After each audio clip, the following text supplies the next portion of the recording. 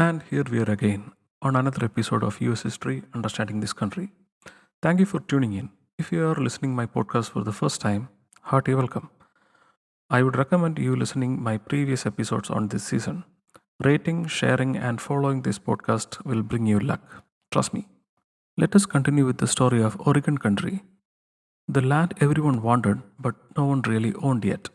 By the early 1840s, the American imagination had begun to stretch far beyond the Mississippi River and even Rockies, all the way to the foggy, forested land of the Pacific Northwest, a place they called Oregon Country. It was a vast and largely unmapped region, covering what is now Oregon, Washington, Idaho, and part of Montana and Wyoming. And for many, it represented the very edge of possibility. But here's the twist: it didn't actually belong to the United States, not yet. The region was claimed by both Britain and the United States, and even Spain and Russia had once laid claim to part of it. For decades, Britain and the United States had agreed to joint occupation of Oregon Country, meaning citizens from both countries could live and trade there without anyone claiming formal control. But this was not a permanent solution. It was a truce with an expiration date. But what made the region so desirable? Two things: fur and farmland. The British Hudson's Bay Company had already established a strong presence there through fur trading and building posts like Fort Vancouver. This functioned almost like a colonial capital. On the American side, missionaries and settlers were trickling in, men and women who believed that Oregon was a promised land with mild weather, fertile soil, and seemingly endless space. By 1830s and 40s, more Americans began heading west with hunger that couldn't be measured just in acres. They were fueled by manifest destiny, a growing belief that the United States was destined, perhaps even divinely chosen, to stretch from Atlantic to Pacific. American politicians took notice. Expansionists began demanding that the US claim all of the Oregon country, rallying behind the cry 5440 or fight, a reference to the northern latitude line they wanted as the new border with British Canada. Now, spoiler alert, they didn't go to war over it. Cooler heads prevailed, and in 1846, the US and Britain signed the Oregon Treaty, settling the boundary at the 49th parallel, the same line that still defines much of the US Canada border today. But before that treaty, settlers were already heading to Oregon, blazing a path that would soon become the most legendary migration route in American history. It wasn't easy, it wasn't safe, but for tens of thousands of family, it was a one-way trip towards freedom, reinvention, and survival. And that path, it was called the Oregon Trail. That story is so big, so full of hardship and hope. We are saving it for next episode. But before we get there, there were other trails too. Less famous maybe, but just as important. One led to commerce, another to faith, and both were part of the larger, messier story of how the West was won, mile by mile. By 1840s, the words Oregon and freedom had become practically interchangeable in the American mind. It was no longer just about fur or treaties or maps, it was about escape and reinvention. For many families living in Ohio, Indiana, Missouri, and other parts of the East, life has become cramped, expensive, and uncertain. Land prices were rising, jobs in the cities were scarce. Some were burdened by debt, others were simply restless. And then came the whispers: Oregon has fertile valleys, mild weather, and rich soil, and land for taking. It didn't take much more than that. From farms and towns across Midwest, thousands began to pack up everything they owned to wooden wagons, some barely larger than modern SUVs. These weren't just rugged trappers or explorers. They were mothers, fathers, children, entire families betting their fortune on trail they had never seen. The journey west was epic in every sense. It spanned over 2000 miles, beginning in places like Independence or St. Joseph, Missouri, and stretching across the Great Plains, the Rocky Mountains, and finally the Cascade Range, until it dropped into green promise of Willamette Valley. The Oregon Trail wasn't just a road, it was a testing ground for American spirit. People walked beside their wagons for months. They crossed rivers that swallowed oxen and children alike.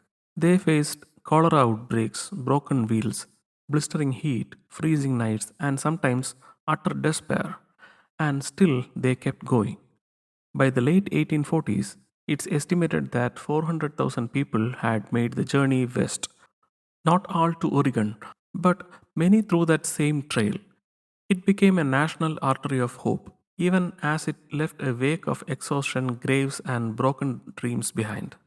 But the full story, the dangers, and the innovations, the communities that formed along the way, that deserves its own episode. And that's exactly what we are going to do. So, in episode 20, we will walk the trail step by step from campfires and covered wagons to buffalo herds and mountain passes. You will hear what it was like to face the unknown with nothing but courage, a compass, and a lot of axle grease.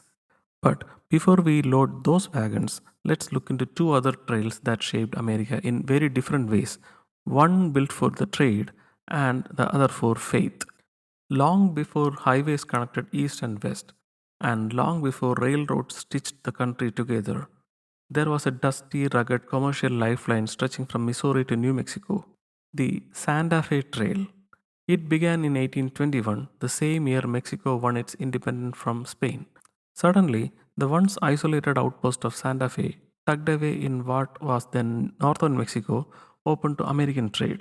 And with that, an opportunity was born. Merchants from St. Louis and Independence, Missouri, began loading up freight wagons with cloth, tools, manufactured goods, and headed southwest towards Santa Fe, where they could trade for silver, fur, and mules. The journey spanned roughly 900 miles of harsh terrain, open plains, desert, and dangerous mountain passes. But it wasn't just the landscape that made the trail dangerous. Travelers faced threat from bandits, heat waves, sudden storms, and sometimes resistance from native tribes who saw these caravans as trespassers. Some years, military escorts were required to just keep the trail open, and yet the trail boomed. It became a lifeline of commerce not just between the US and Mexico, but between two cultures, Anglo American and Hispanic, that would soon find themselves tangled in more than just trade. Santa Fe, once a sleepy frontier outpost, grew into cosmopolitan hub, a place where Spanish, English, and native languages mingled in markets thick with the smell of leather, spices, and sweat. Trade caravans left in the spring arrived by early summer and returned before the snows. For 2 decades, the trail became a symbol of profitable risk, a narrow but vital artery of goods, gold, and ambition. But there was a darker current beneath the commerce. By the 1840s, tensions between the United States and Mexico were rising. American traders and settlers moving through the Santa Fe Trail weren't just bringing goods, they were bringing influence, politics, and expansionist ideas. When war eventually broke out in 1846, US troops used the very trail to march into Santa Fe and seize it, claiming the city without a single shot fired. And just like that, the Santa Fe Trail, born in trade, became a path of conquest. After the Mexican American War, the trail continued, but now it ran between American towns, not foreign nations. It would continue to operate until 1880s when the railroads made it obsolete. But its legacy lived on, not just in trade ledgers or town names, but in the way it bridged east and southwest, and in how it foreshadowed America's hunger to expand, no matter the cost. Now, while the Santa Fe Trail was lined with profit and politics, another trail was being carved by those chasing something far more personal: religious refuge. While some trails were carved out by traders and soldiers, one of the most deeply personal and painful migration in American history was made not for profit or territory, but for faith. The people who walked the Mormon Trail weren't driven by land speculation or political conquest. They were running from mobs, from burned homes, from arrest warrants, and from a country that seemed to have no place for them.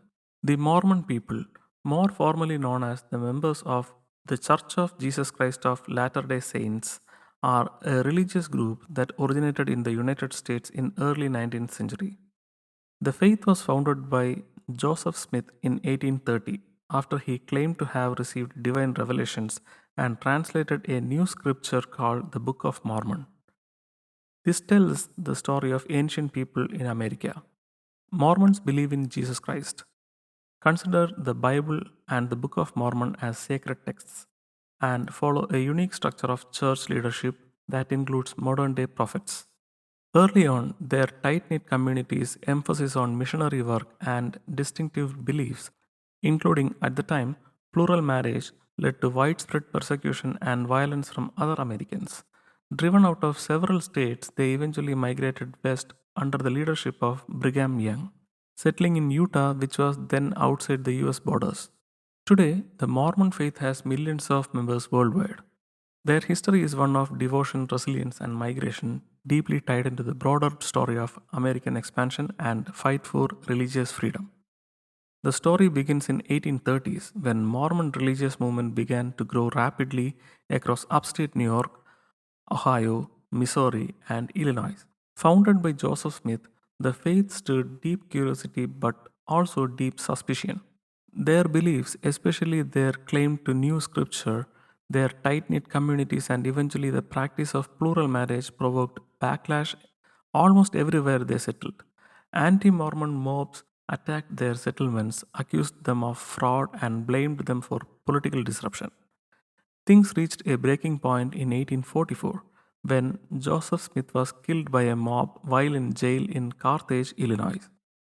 His death could have shattered the movement, but instead it solidified their resolve. Led now by Brigham Young, the Mormon community made a decision that would define them. They would leave the United States altogether, or at least leave what was then considered the United States, and head west in search of a promised land, a Zion, where they could practice their faith without persecution.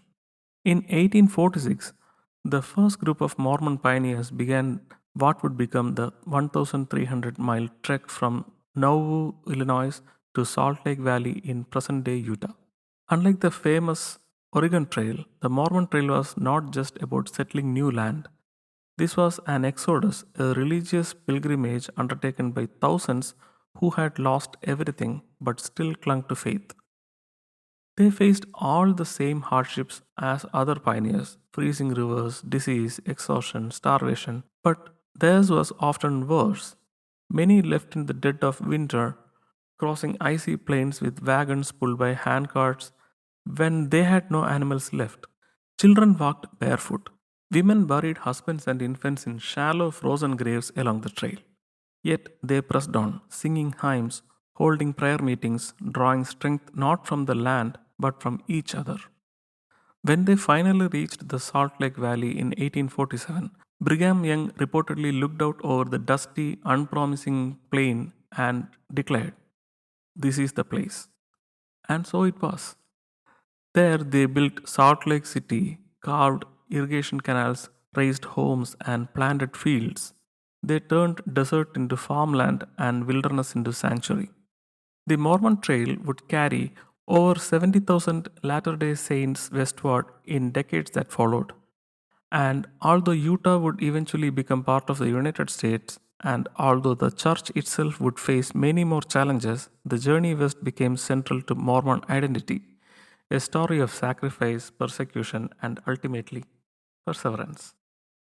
While other migrants chose gold or land, the Mormons chased something far more elusive: freedom of belief. And in doing so, they left behind one of the most moving chapters in America's westward expansion. With that, we reached the end of this leg of the journey. The road west, whether for profit, power, land, or faith, were never simple. They were filled with struggle, ambition, injustice, and sacrifice. And now one road remains, perhaps the most iconic of all of them: the Oregon Trail, where thousands of ordinary families walked towards extraordinary dreams. Episode 20 will be entirely devoted to their story: covered wagons, prairie storms, river crossing, dust, hope, and heartbreak. Until then, thank you for listening to the US History Understanding This Country. If you are enjoying the show, please follow, rate, and share wherever you are listening. Your support helps keep this journey alive. See you next time on the trail. Bye.